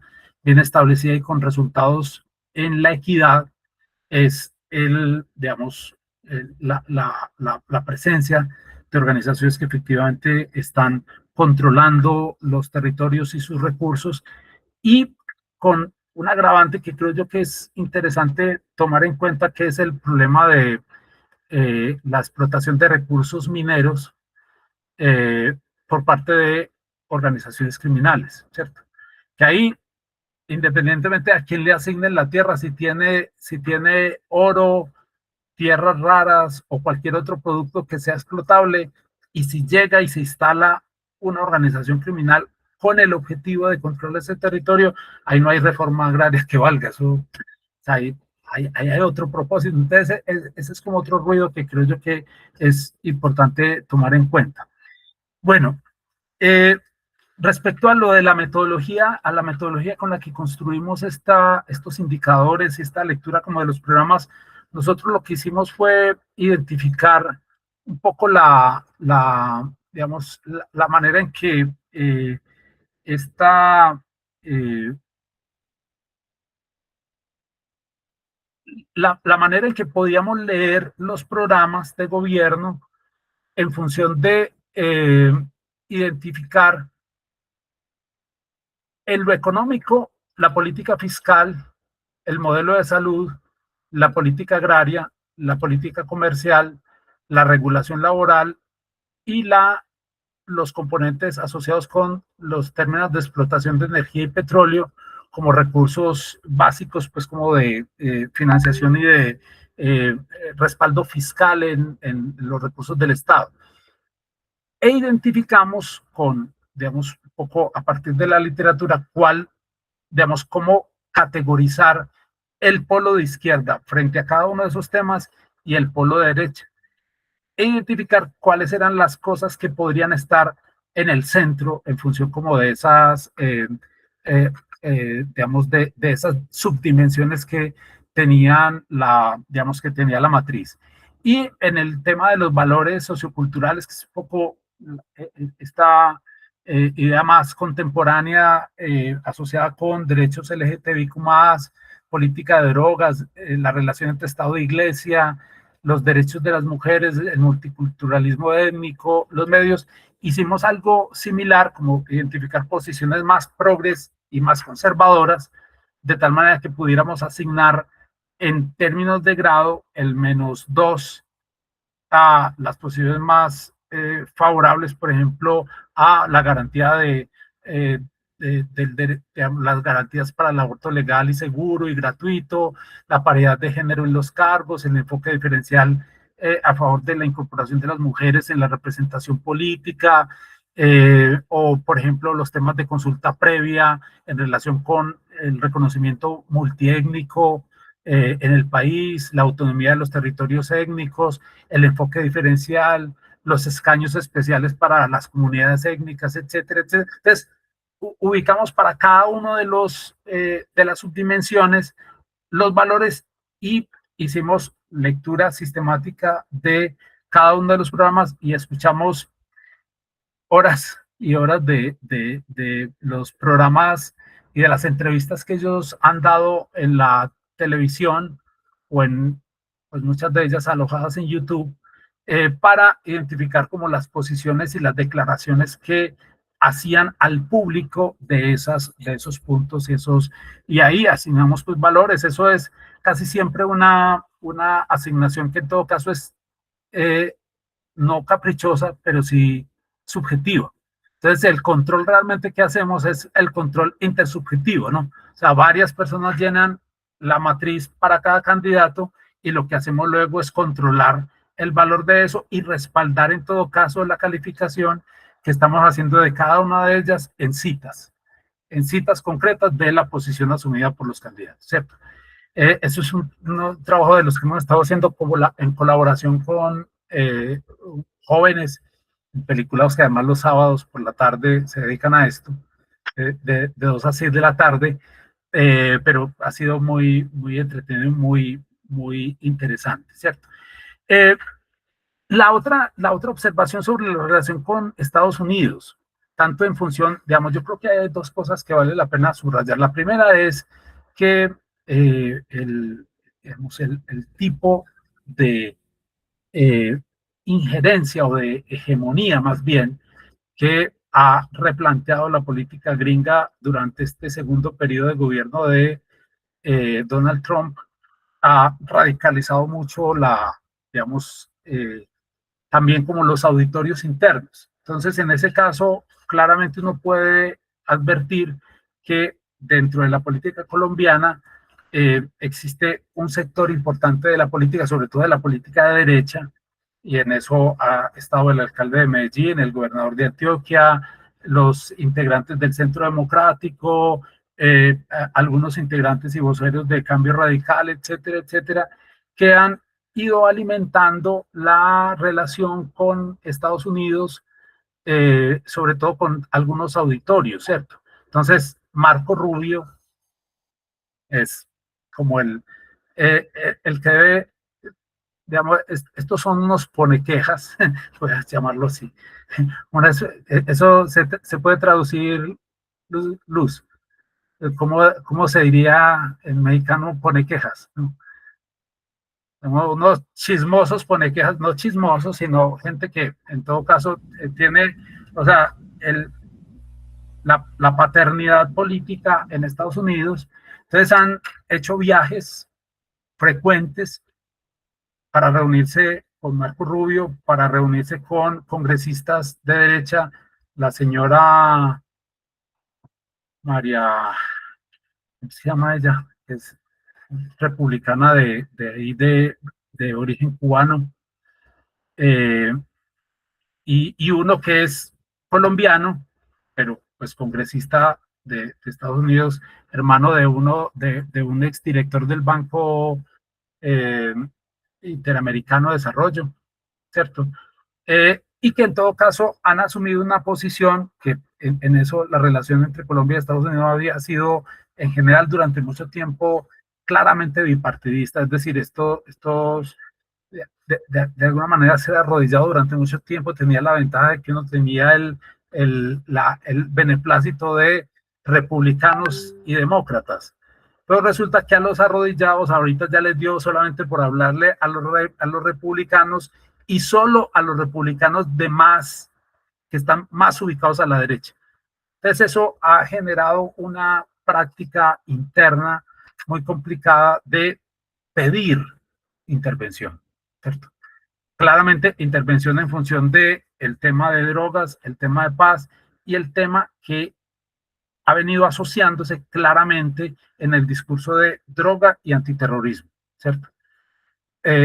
Digamos, muy en la lógica de a los gringos les importa muy poquito realmente el tema de la droga, solo que sí es una oportunidad y una ocasión fundamental para ellos para intervenir, jugar estratégicamente en términos de cómo hacen un balance de fuerzas en los territorios de América Latina en función de lo que señalan como amenaza terrorista o como riesgos para los intereses de Estados Unidos, poderlos erosionar claramente. Y en eso yo creo que el gobierno de izquierda de Petro ha estado en la mira de esas organizaciones.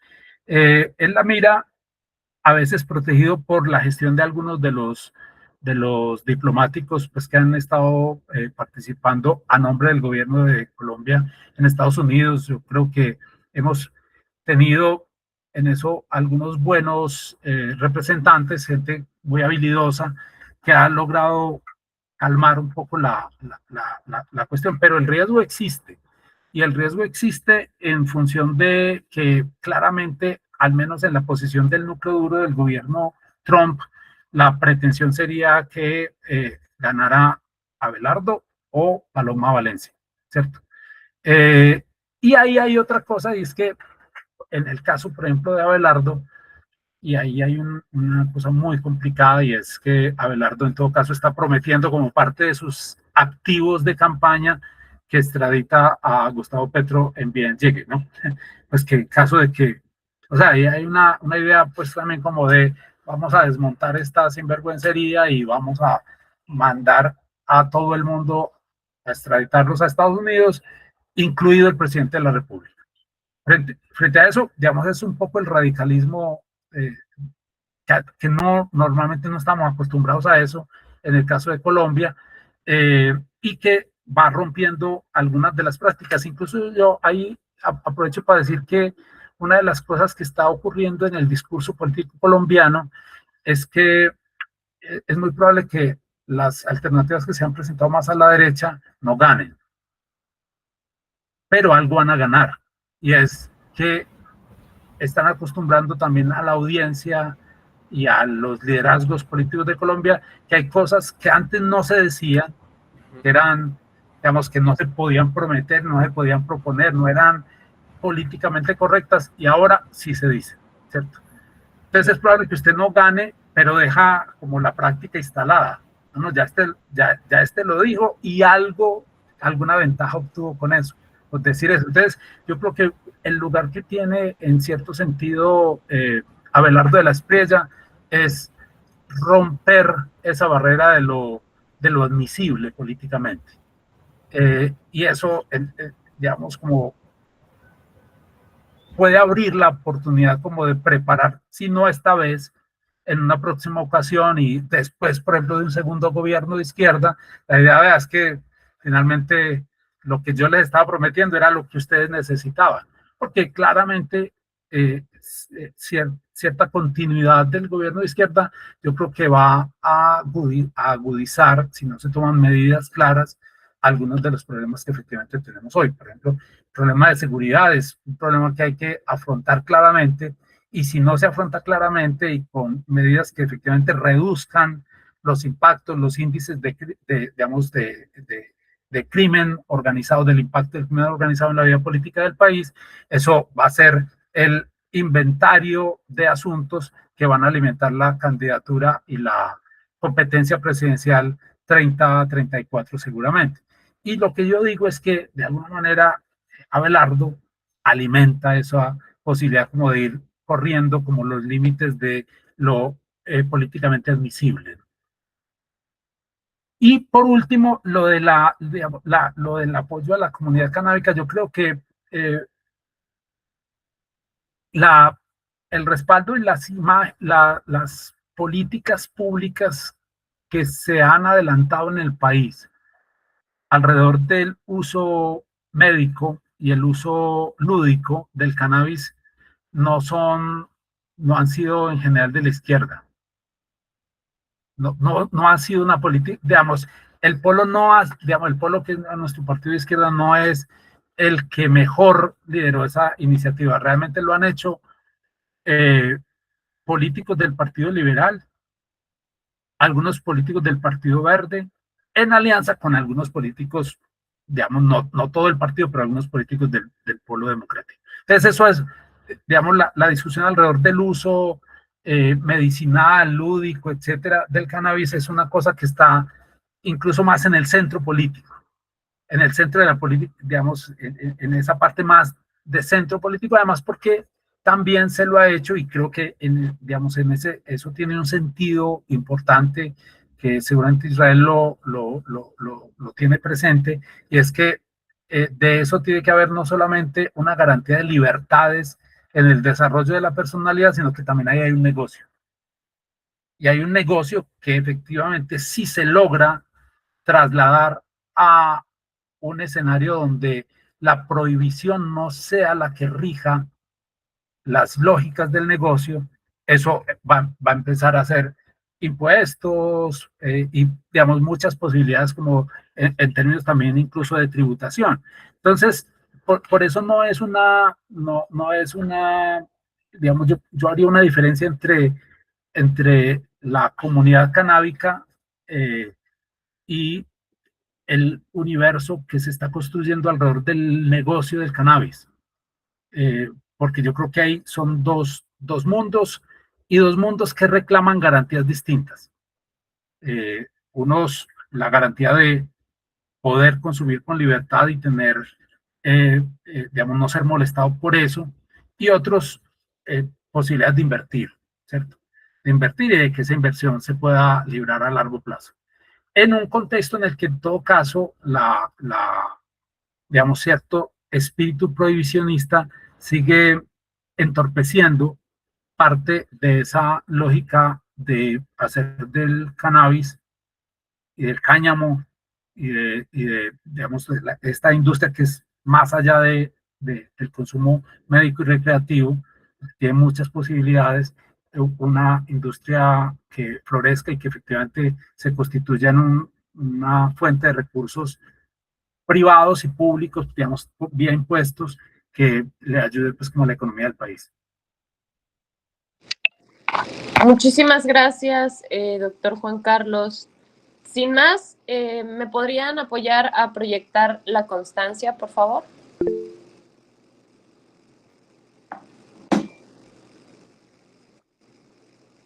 Adelante, doctor Marco Antonio, pero por favor, es la última participación.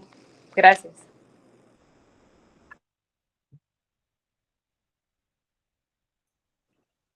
No hay micrófono. No tiene su micrófono, doctor Marco Antonio.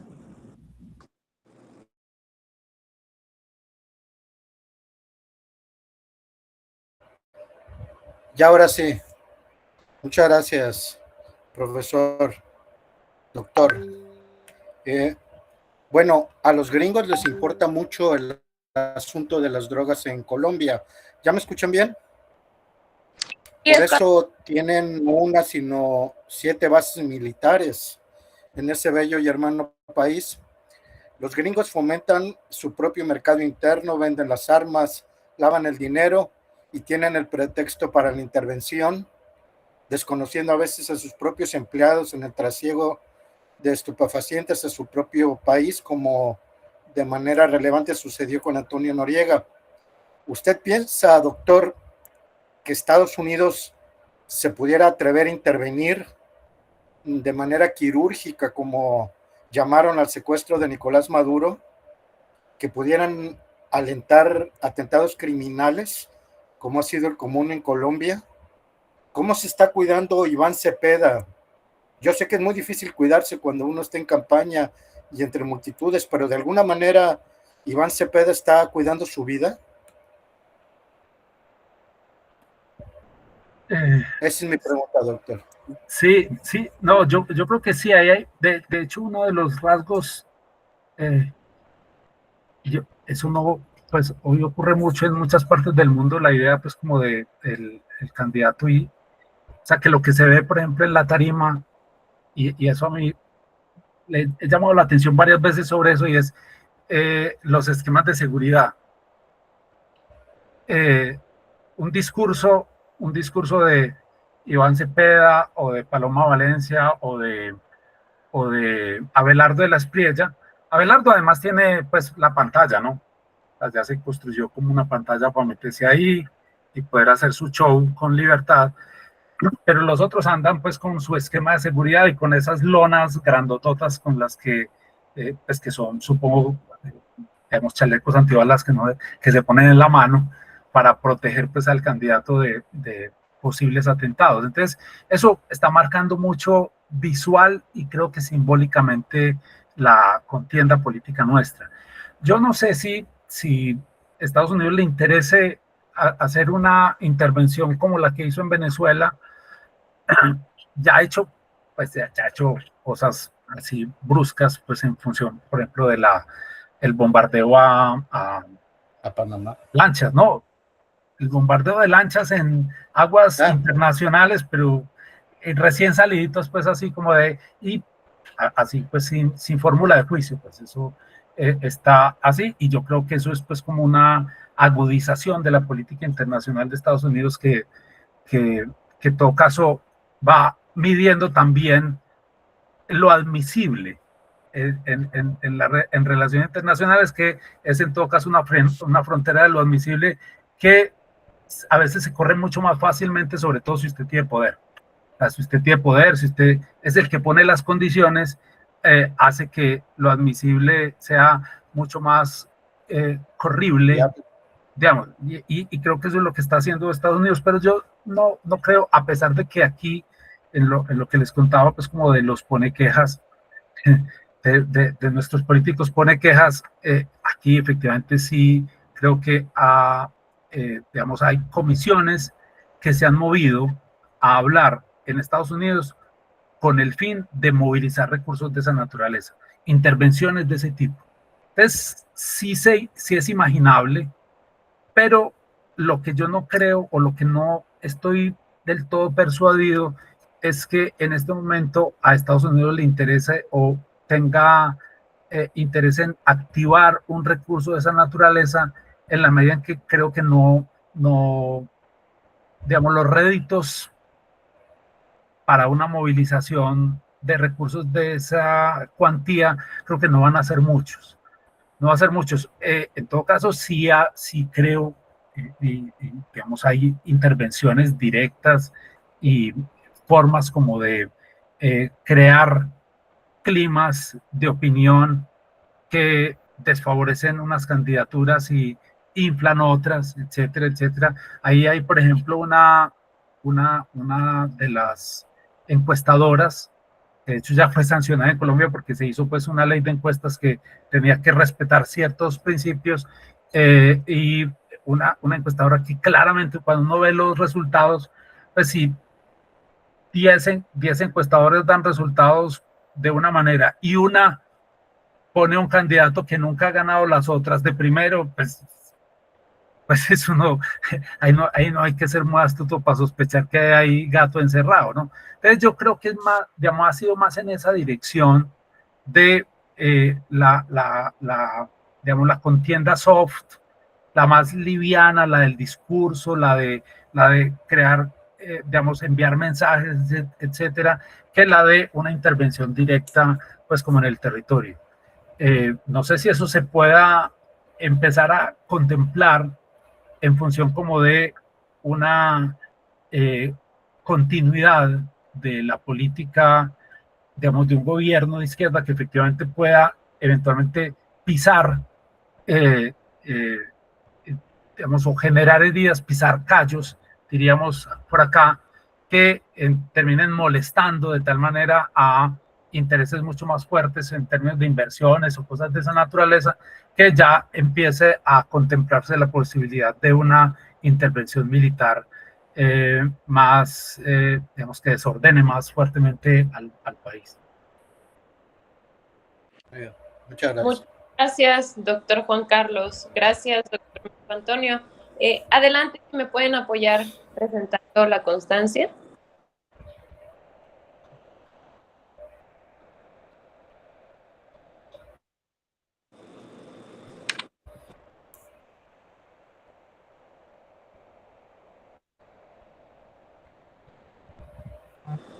Vale, ya se ve la constancia. No, doctora, todavía no. Ya se ve su pantalla. Me parece que ya se ve.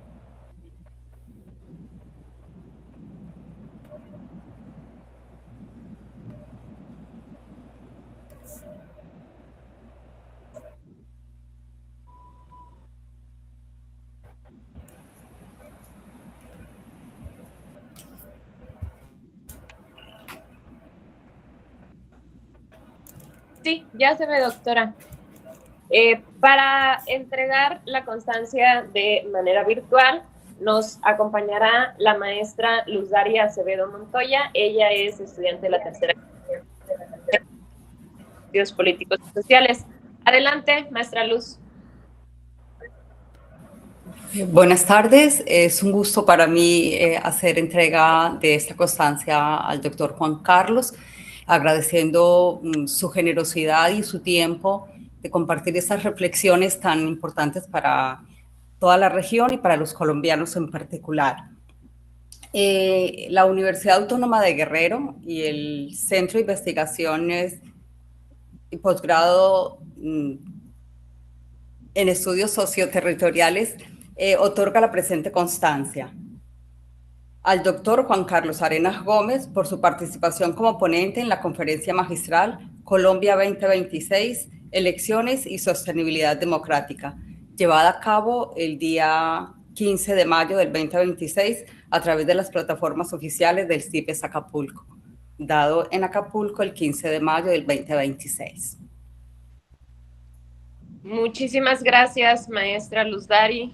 Se le hará llegar esta constancia de manera electrónica, maestro Juan Carlos, y para cerrar con el acto protocolario, cedemos el uso de la voz en representación del doctor Marco Polo Calderón Arellanes, director del CIPES Acapulco, a la doctora Claudia Arroyo Salinas, subdirectora académica del CIPES Acapulco. Muchas gracias, Valeria, muchas gracias, maestra Luz. Y bueno, muchas gracias especialmente al doctor Juan Carlos Arenas Gómez por esta magnífica charla. Primeramente, felicitarlo por el Día del Maestro también. Y bueno, a nombre de la Universidad Autónoma de Guerrero, del CIPES Acapulco y del Doctorado en Estudios Políticos y Sociales, agradecemos la participación de todos los estudiantes, docentes y sobre todo, muy en especial al doctor Juan Carlos, no solamente por la charla que nos dio hoy en su conferencia magistral, sino todas las facilidades que ha otorgado a nuestro estudiante Israel, la asesoría y el apoyo que estuvo en Medellín, el seguimiento. Y bueno, Israel, gracias por el enlace, por esta colaboración entre la Universidad de Antioquia, el Estudio de Ciencias Políticas y el CIPES. Y esto, bueno, es el primer paso para un trabajo colaborativo con la Universidad de Antioquia y el Aguagro y el CIPES Acapulco. Y bueno, sin más, nuevamente, doctor Juan Carlos, muchísimas gracias por toda la colaboración, por el apoyo y por esta magnífica conferencia.